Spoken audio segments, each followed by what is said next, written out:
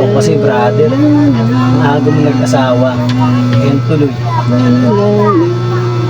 Mukha kang kawawa, maaga mo na mo problema. Ito pa brother, Tignan mo ako, nag-i-enjoy ka sa sarili mo.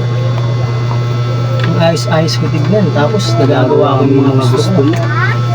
Di ba tulad ko? Pogi-pogi ko pa, di ako nai-stress, di ako na mo problema. Naging ano.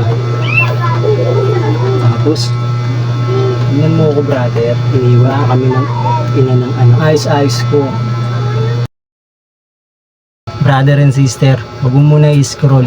May paalala ako sa inyo.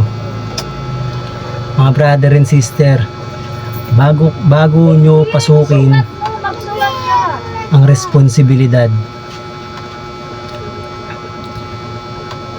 dapat pag-isipan yung mabuti. Para sa bandang huli, hindi kayo magsisi, mga brother and sister.